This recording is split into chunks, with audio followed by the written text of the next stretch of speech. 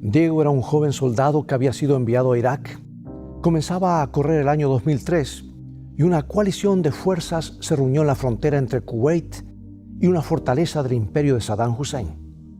Mientras tanto, sus padres en Texas se preguntaban si su hijo habría de volver sano de la guerra o incluso si sobreviviría. Pero también debemos destacar que los padres de este joven habían vivido un cristianismo superficial. Tenían deudas que debían pagar, trabajar duro para no perder sus empleos, así que por último estaba la iglesia, al final de sus prioridades. La verdad es que la familia había estado cerrando la puerta a un hogar espiritual. Pero ahora, durante este fin de semana tan decisivo, sintieron la necesidad de asistir. Sería una buena idea ir a la iglesia para orar por Diego, así como otras personas lo estaban haciendo.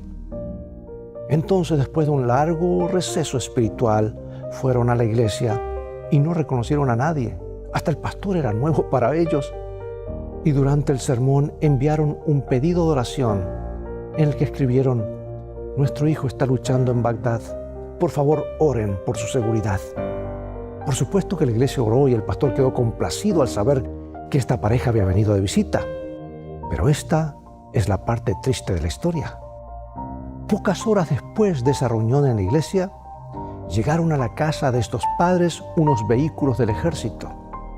Se bajó un teniente con la cara seria y se dirigió a la pareja que ahora se encontraba con sus rostros pálidos y le dio la noticia que los padres temen, todos los padres temen.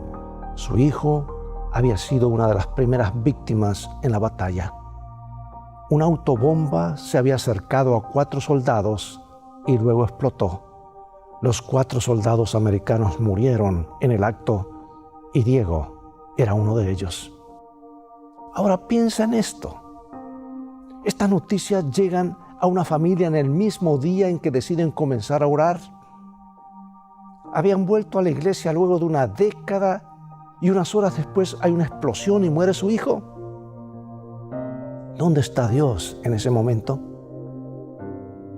Luego de años de un abandono espiritual, un padre y una madre deciden dar sus primeros pasos hacia la fe y luego son golpeados por una terrible noticia antes de que se oculte el sol de ese mismo día. Amigo, amiga, son grandes interrogantes. ¿Qué haces tú y qué hago yo cuando la duda y la desilusión invaden nuestro mundo? Toma tu Biblia y en un momento más regresaré para que juntos veamos la respuesta de Dios a este gran dilema.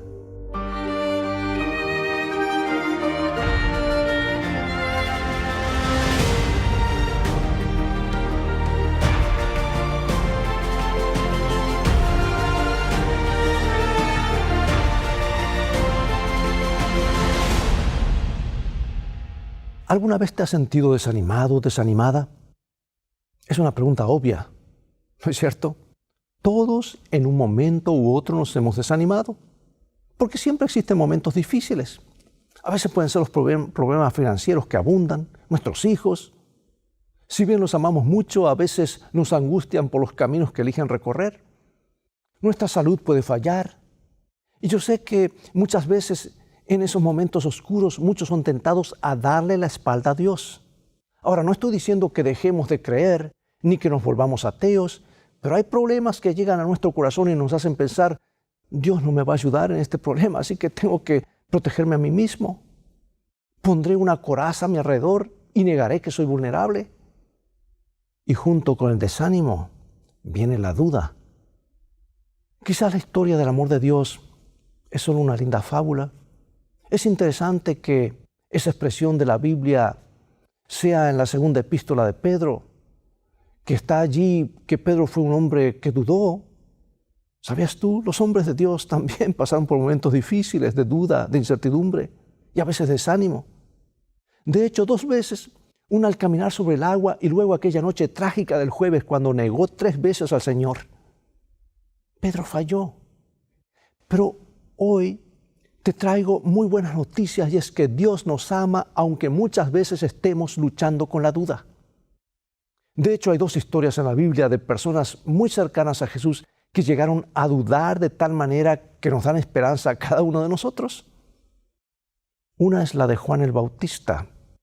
Quizás recuerdas que Juan era primo segundo de Jesús. Es correcto. María y Elizabeth eran primas, así como lo dice Lucas capítulo 1. Y Juan nació 6 meses antes que Jesús. Así que aquí tenemos el primo mayor que conoce la historia milagrosa del nacimiento de Jesús de una virgen. Juan vio y escuchó de muchos milagros, escuchó predicar a Jesús, animó a sus propios seguidores para dejar sus puestos y seguir al Mesías. Proclamó que Jesús es el Mesías, el Cordero de Dios, que quita el pecado del mundo. Y Juan escuchó en persona la voz de Dios desde el cielo, luego del bautismo anunciando el deleite de su Hijo unigénito. Así que si alguien nunca debió dudar, ese sería Juan. No tiene ninguna excusa. Sin embargo, podemos leer en San Mateo 14 que el rey Herodes sacó al audaz predicador de la parroquia del río Jordán y lo arrojó en una prisión. No sabemos cuánto tiempo estuvo allí, pero podemos leer en los otros 3 capítulos que allí mencionan, y encontrar a Jesús sucumbiendo en desaliento. Desde su celda, Juan pudo enviar una comitiva a donde Jesús estaba llevando a cabo su ministerio con un mensaje y una pregunta, porque él empezó a dudar y a temer. Esta es la pregunta que se encuentra en San Mateo 11:3. ¿Eres tú aquel que había de venir o esperaremos a otro? Otra versión también dice, ¿deberíamos esperar a otra persona? ¿Y qué hace Jesús? Debió ser un tanto frustrante que su mismo primo y compañero de evangelismo, el que lo bautizó, tenga una duda tal. ¿Qué esperanza podremos tener tú y yo si un gigante del evangelio como era Juan el Bautista flaqueó? Ahora bien, prestemos atención a estos 2 puntos. Primero, Jesús no culpa y ni siquiera critica a Juan por su momento de debilidad. Y lo segundo que hace Jesús es recordarle apaciblemente a su primo, a través de los mensajeros, las evidencias que había visto. Mateo 11:5. Los ciegos ven, los cojos andan, los leprosos son limpiados, los sordos oyen, los muertos son resucitados, y a los pobres es anunciado el Evangelio. Y acá tenemos una enorme lección. Cuando las dudas irrumpen en nuestras vidas, cuando Lucifer toca nuestra puerta y nos clava su peligrosa espada del desaliento, ¿qué hacemos? Acudimos a la Biblia rápidamente y recordamos toda la evidencia que hemos visto y que servimos al poderoso Mesías que obra milagros. Jesús ha hecho grandes milagros antes. Redime almas y reconstituye hogares, cambia vidas, da paz en medio de las tormentas.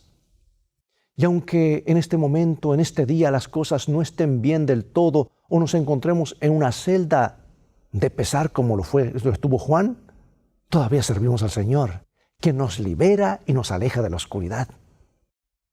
Bueno, hemos mencionado un número de ateos que simplemente permitieron que los tiempos difíciles y las dudas se apoderaran de ellos. El defensor cristiano C.S. Lewis era uno de ellos. Su madre murió cuando él era un niño, aunque él había orado al cielo por ella. Luego de su muerte, él siguió orando por un milagro de su resurrección, pero tampoco ocurrió. Y luego se dejó llevar enfurecido al ateísmo por 2 décadas. Años después, se convirtió en un gran cristiano de fe y devoto a Dios y escribió su clásico tratado Mero Cristianismo, acerca de las dudas que podemos enfrentar en nuestro camino. Porque estas bombardean al ateo también, ¿sabes? Él expresó con una sonrisa irónica. ¿Qué pueden hacer los hijos de Dios para protegerse cuando el desaliento y la duda atacan? En su libro describe que el primer paso es reconocer el hecho que nuestro estado de ánimo cambia. El siguiente paso es asegurarse de que una vez que hayamos aceptado el cristianismo, habrá ciertos aspectos que se deben tener en mente por cierto tiempo. Esa es la razón por la cual las oraciones, lecturas religiosas, el ir a la iglesia son aspectos necesarios en la vida del cristiano. Siempre tenemos que recordar lo que creemos. Ni esta creencia ni ninguna otra serán incorporadas automáticamente a nuestras mentes. Tenemos que ejercitarlas. En el siguiente párrafo explica que, como hombre entendido, las personas no rescinden de su primera creencia solo por algunas razones brillantes del ateísmo. No, muchos creyentes simplemente se apartan. No se aferran a su fe ni a las promesas de la Biblia y sus principios en los momentos buenos, pues pasan a veces desapercibidos y no se afirman en la verdad bíblica. No reflexionan en las profecías que se han cumplido, en las grandiosas historias de fe del Antiguo Testamento y del Nuevo. Las historias de fe y son abundantes y están allí no para satisfacer nuestra curiosidad, amigo y amiga, sino para aumentar nuestra fe. ¿Qué ocurre cuando eso pasa? Cuando llegan las tormentas, así como lo predijo el mismo Jesús en la parábola de San Mateo 7, en el Sermón del Monte, y así como lo dice el canto que los niños cantan en la iglesia: la casa en la arena caerá. El hombre prudente, su casa edificó, etc. Y la casa no cayó. ¿Recuerdas ese cantito? Hay dos fieles creyentes que cayeron temporariamente en la trampa de dejar la fe a un lado. Y aquí tenemos estos casos bíblicos en San Lucas 24. Fueron Cleofas y su amigo. No sabemos el nombre del amigo, pero sabemos el nombre de Cleofas. Puedes leer en Lucas capítulo 24 y ver cómo estos hombres tambaleaban en su fe mientras se dirigían a Emaús durante esa tarde de domingo. Cegados por sus lágrimas, no se daban cuenta que Jesús ya había salido de la tumba. Se habían olvidado de los increíbles milagros que habían visto a Cristo realizar. Y de alguna manera las promesas que les había dado de salir de la tumba al tercer día, pues la habían pasado por alto.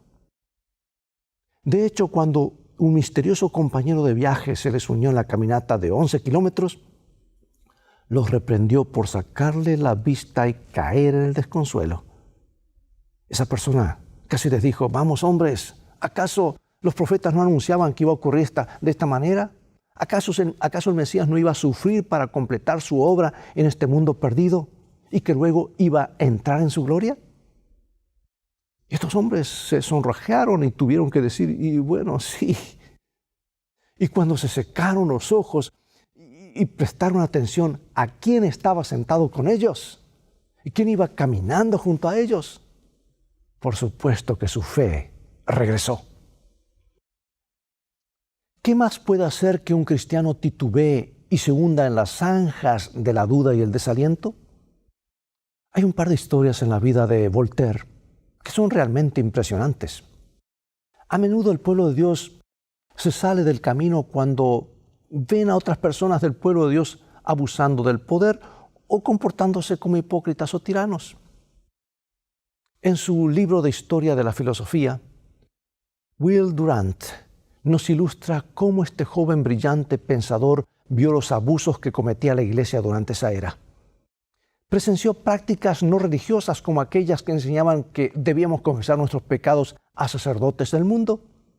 Y Durant expresa que es incluso casi gracioso, ya que Voltaire, escéptico como siempre, le preguntó al sacerdote: ¿cómo puede ser esto?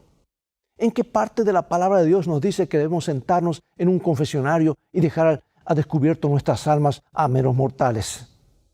Entonces el sacerdote lo llevó al libro que dice: confesaos vuestras ofensas unos a otros. Perfecto. Eso fue suficientemente claro, así que Voltaire se sentó en aquella silla y confesó sus pecados como debía.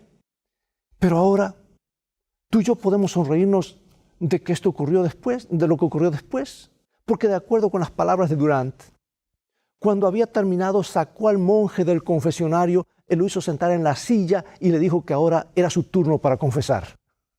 Vamos, amigo, debemos confesar nuestras ofensas los unos a los otros. Ya te conté todos mis pecados, ahora tú tienes que decirme los tuyos. Entonces la cara del clérigo se tornó roja porque no estaba dispuesto a exponer su propia alma en este juego religioso a la inversa. Y así es como Voltaire, descontento, se retiró de la iglesia para siempre, habiendo derribado un pilar de su fe. ¿Alguna vez te pasó lo mismo? Escucha, yo sé perfectamente que nuestras iglesias y nuestros pastores algunas veces nos decepcionan, ¿verdad? Yo crecí asistiendo a iglesias que estaban llenas de feligreses que tenían buenas intenciones y eran dirigidas por hombres sinceros. Sin embargo, pude ver que las doctrinas de la Biblia no concordaban con la que se practicaba. ¿Debería esto hacernos abandonar nuestra fe? ¿Será que debemos aferrarnos a nuestras dudas o a la palabra de Dios con mayor dedicación y entusiasmo? ¿Entiendes lo que te quiero decir? ¿Sabes que la iglesia está llena de hipócritas? Algunos dicen. Y muchas veces suspiran esta frase al dejar atrás la iglesia y dicen, olvídate, yo no voy a un lugar de hipócritas. Déjame contarte algo, porque hace unos años, mientras pastoreaba 2 iglesias en el sur de Texas, me ocurrió algo que me hizo pensar en este asunto, y ya lo he contado en varias campañas de evangelismo. Debía predicar temprano en una de las iglesias, para luego salir rápidamente y llegar a tiempo para comenzar la predicación en otra que estaba a varios kilómetros de distancia. No sé si te ha ocurrido lo mismo, pero cuando uno más apurado está, la gente parece que maneja más lento. O no sé qué será, que tal vez nosotros vamos muy rápido. El asunto es que justo al entrar en la carretera de doble vía que me conducía a destino, iba delante de mí y se puso un coche viejo, muy viejo. Bueno, digamos, un coche que fue último modelo hace muchos años. Un milagro verlo en la calle. Pero iba tan lento que enseguida comenzó a hacerse una línea de varias cuadras detrás de él. Por eso alguien dijo, si tú quieres convertirte en líder de un minuto a otro, la forma más fácil es manejar al límite de la velocidad en la vía rápida y en pocos minutos tendrás una cantidad de seguidores. Ahora, no estoy diciendo que lo hagas, ¿verdad? Pero ocurre. Venían tantos coches del otro lado que era imposible para mí rebasar el vehículo en una ruta de doble vía. Y el coche parecía una locomotora, echaba humo blanco. Me acerqué lo más que pude para tratar de que me vea y noté que ni espejo retrovisor tenía. Ya estaba perdiendo la paciencia porque sabía que iba a llegar tarde a la predicación. Pero cuando el humo se despejó un poco, porque parecía una locomotora, ya me estaba asfixiando ese humo, encontré una calcomanía, un bumper sticker que decía, puedo ser lento, pero voy delante de ti. Y eso me hizo meditar en que a veces encontramos personas en la iglesia que obstaculizan nuestra marcha por la vida, sea por el motivo que sea. Ay, si no fuese por esta familia, por este individuo. Pero tú y yo, amigo y amiga, no podemos quedarnos ahí lamentando que tenemos que avanzar con los ojos. Tenemos que avanzar con los ojos puestos en Jesús, no en los otros. Porque Jesús nunca falla y Él es el verdadero pastor de la iglesia. Jehová es mi pastor, nada me faltará. Resulta que otros se desaniman porque ven cosas en la palabra de Dios que no entienden. Sí es cierto, existen pasajes que pueden tener 2 o más interpretaciones posibles y hay doctrinas en las que no todos los creyentes se ponen de acuerdo. Hay un libro de mi propia fe adventista que muchos de nosotros lo han leído una y otra vez, se titula El Camino a Cristo. Es un librito clásico, de paso es el más traducido y leído después de la Biblia. En el penúltimo capítulo que se titula ¿Qué debe hacerse con la duda? Y el último que dice la fuente de regocijo y felicidad. ¿Sabes? Yo no creo que sea esto escrito por accidente, ni ese orden esté allí por accidente. Porque cuando tenemos dudas acerca de lo que nos dice la Biblia, necesitamos aferrarnos de la mano de Dios y luego regocijarnos en el Señor. Pero el autor deja claro este punto. La Biblia contiene una fuente infinita de sabiduría y llega hasta nosotros desde la mente y el corazón del infinito. Como siempre digo, un mensaje del corazón de Dios a nuestro corazón. Y San Pablo, escribiendo a las iglesias de Colosas, dice en Colosenses capítulo 2, versículo 3, en quien están escondidos todos los tesoros de la sabiduría y del conocimiento. Y en 1 Corintios 2 nos describe lo profundo de Dios. 2 Pedro 3 admite que la Biblia tiene cosas difíciles de entender y que los infieles y no creyentes distorsionarán para su propia destrucción. Bueno, esto es cierto, pero primero hay muchas cosas que sí podemos saber, podemos entender. Tenemos un Dios de amor, es muy sencillo. La Biblia lo dice y da pruebas de esto vez tras vez. Hay rescates, milagros, ánimo, esperanza, vida eterna, perdón. Sabes, todas estas cosas están expresadas inequívocamente y se declaran para nuestro ánimo.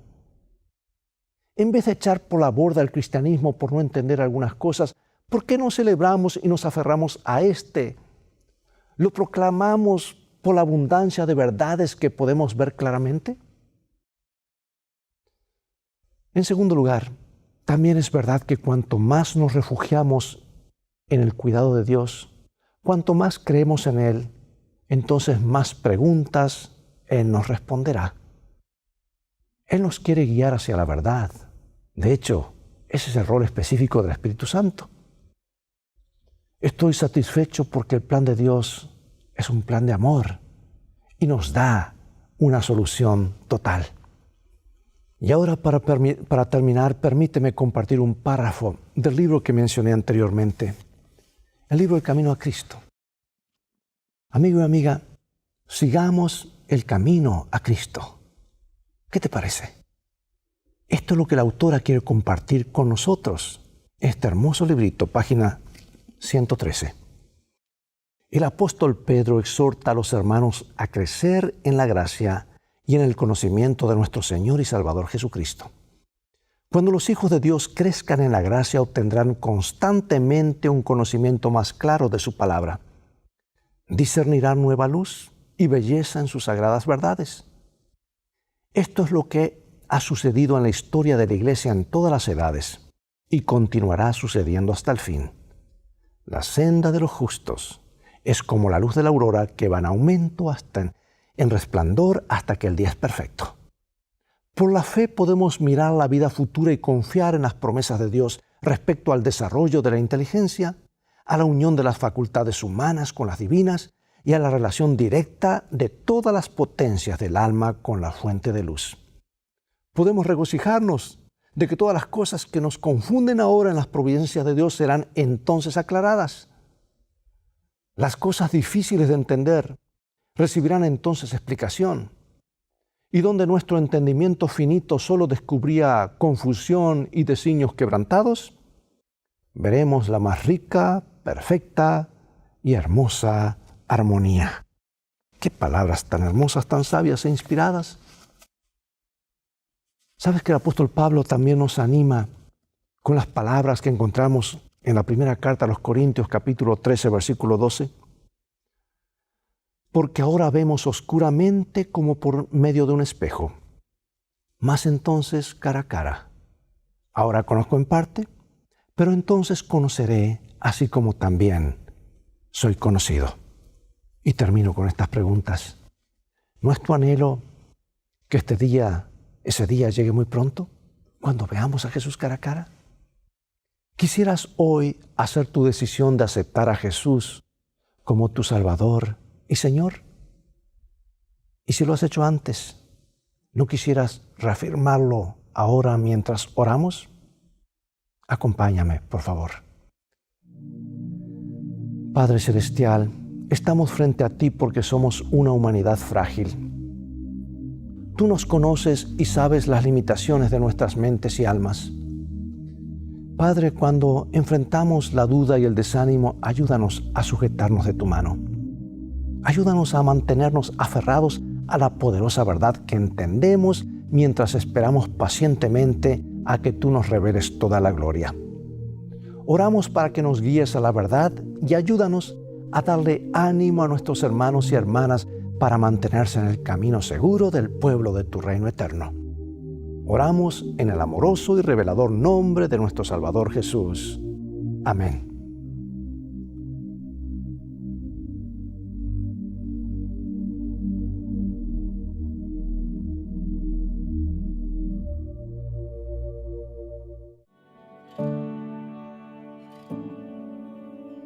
Cuando están afligidos, muchos piensan que deben dirigirse a algún amigo terrenal para contarles sus perplejidades y pedirle ayuda. En circunstancias difíciles, la incredulidad llena sus corazones y el camino les parece oscuro.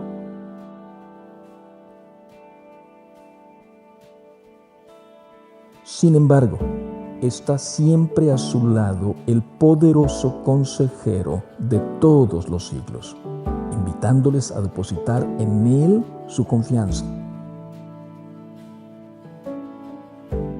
Jesús, el gran ayudador, les dice: venid a mí, que yo os haré descansar. ¿Nos apartaremos de Él para seguir en pos de falibles seres humanos que dependen de Dios tanto como nosotros mismos?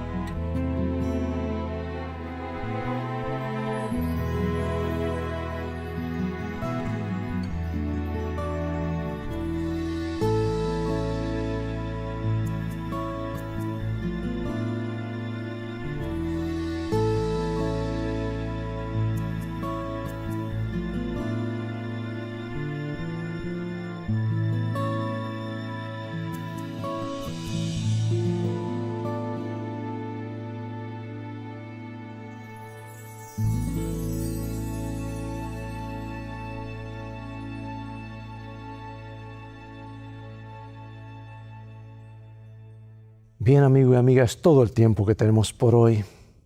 Ha llegado el momento de despedirnos. Antes yo me hacía muchas preguntas, especialmente ante problemas como el sufrimiento e injusticias de la vida. Hay muchas cosas de este lado de la eternidad que no comprenderemos. Pero Dios nos ha dejado en su palabra lo suficiente para entender claramente que Él nos ama y desea lo mejor para nosotros. Si no hubiese enviado a su Hijo a pagar el precio, tal vez no lo entenderíamos, pero lo ha enviado. Cristo Jesús, que quiere iluminar tu vida con gozo y felicidad, ha sido enviado por el cielo, Él vino en persona para devolvernos lo que el diablo nos robó. Pero recuerda, amigo y amiga, que felicidad, lo que Dios anhela y que tú y yo anhelamos, comienza con fe. Y la fe viene por el oír y estudiar la palabra de Dios. Es por eso que al final de cada programa siempre invitamos a nuestros oyentes, nuestros televidentes y telenautas, ¿verdad?, a continuar estudiando. Visita nuestro sitio de internet escritoestá.org, donde podrás obtener una variedad de estudios bíblicos y otros materiales. Mientras tanto, Dios te bendiga y te guarde, y recuerda, escrito está: no solo de pan vivirá el hombre, sino de toda palabra que sale de la boca de Dios.